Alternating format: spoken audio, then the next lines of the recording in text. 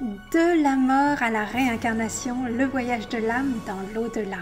Quelles sont les étapes que nous traversons dans l'au-delà lorsque nous mourrons? Où allons-nous? Que faisons-nous? Avec qui sommes-nous? Pourquoi sommes-nous? Comment j'ai obtenu toutes ces informations? Pour ceux qui me connaissent, vous savez déjà comment je pratique. Pour ceux qui me découvrent, je suis Mia Guéry, spécialiste en hypnose spirituelle régressive. Obtenir ces informations, c'est tout simplement en état modifié de conscience. Les états modifiés de conscience sont des états dans lesquels, par stimulation des ondes cérébrales, on ralentit les ondes cérébrales du consultant pour lui permettre d'arriver de l'état d'onde cérébrale bêta, celui de la vie quotidienne, celui dans lequel je suis en vous parlant, au niveau d'onde alpha, puis au niveau θ.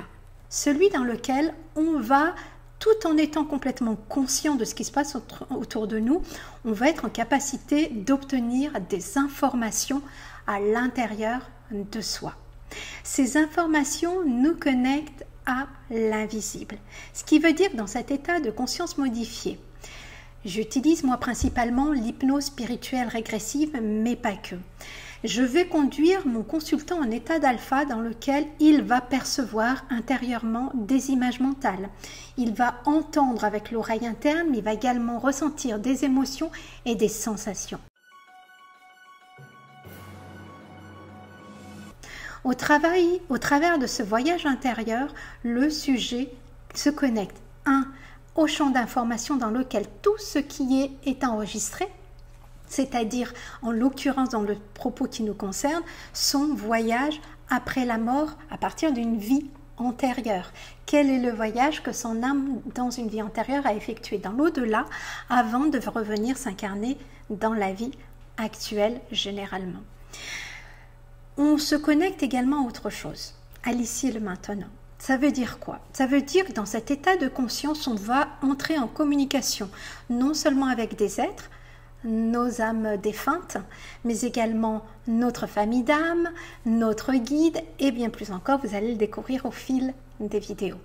Mais on se connecte également ici et maintenant à l'au-delà, au monde des esprits, aux dimensions subtiles dans lesquelles on est capable dans cet état de voyager. Et oui, de voyager dans le monde des esprits. Ça nous permet d'avoir un nombre important et précis d'informations.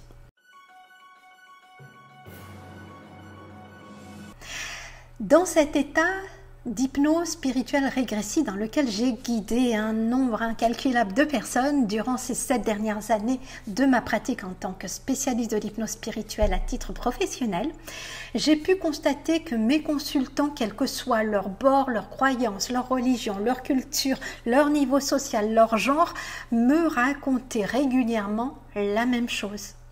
Ce que j'ai effectué durant ces nombreuses années, c'est une synthèse de toutes ces informations que j'ai reçues de façon répétée par mes consultants. Et ce qui est intéressant, c'est que ces informations que j'ai synthétisées, qui sont récurrentes, sont les mêmes que celles que les spécialistes de la recherche scientifique sur les expériences de mort imminente ont eux-mêmes synthétisées, tels que Raymond Moody, le pionnier, mais également le docteur Charbonnier, mais également le docteur Pim van Lommel, et bien d'autres encore. Et avec l'hypnose spirituelle régressive, on va encore plus loin. On obtient beaucoup plus d'informations que lors des expériences de mort imminente parce que le sujet est guidé. Il est guidé encore plus loin dans les étapes dans l'au-delà. Et il est questionné par l'hypnothérapeute, ce qui permet d'obtenir encore plus d'informations. Et toutes ces informations sont également conformes à celles déjà diffusées par les spécialistes de l'hypnose spirituelle, les pionniers que sont le docteur Michael Newton, psychologue, hypnothérapeute qui a déjà beaucoup parlé de l'entre-vie, mais également Brian Weiss qui est psychiatre, hypnothérapeute, psychothérapeute, président émérite de l'université de Miami, mais également Dolores Cannon qui est bien connu du grand public pour ses recherches dans l'au-delà avec sa communication avec la conscience supérieure.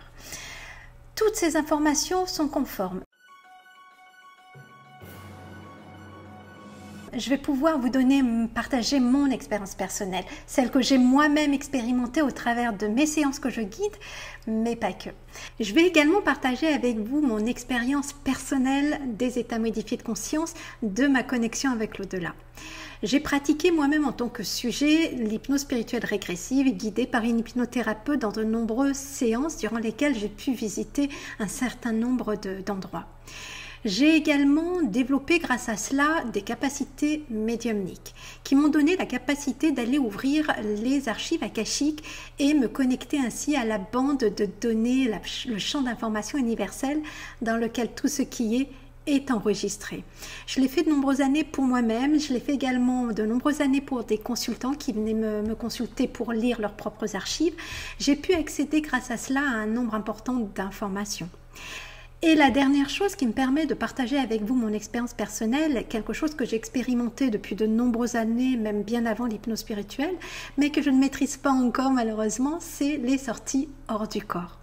Les sorties hors du corps me permettent de voyager dans le monde des esprits en étant totalement consciente d'être complètement dans le monde des esprits.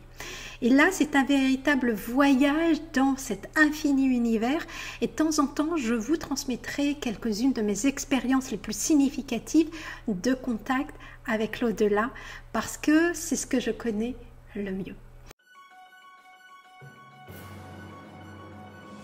Pour obtenir ces informations, je guide durant une séance d'hypnose spirituelle régressive mon consultant dans son passé, enfance, vie antérieure, vers des vies, des scènes qu'il est important, bénéfique pour lui de revisiter, qui sont en lien avec sa vie actuelle, soit pour comprendre, soit pour libérer, soit pour récupérer ce qu'il est bénéfique pour lui dans sa vie actuelle. Ensuite, je guide le consultant jusqu'au tout dernier jour de la vie antérieure la dernière vie antérieure qu'il a revisitée. Et déjà, durant ce tout dernier jour, vous allez voir dans le premier épisode qu'il se passe des choses très intéressantes au niveau subtil.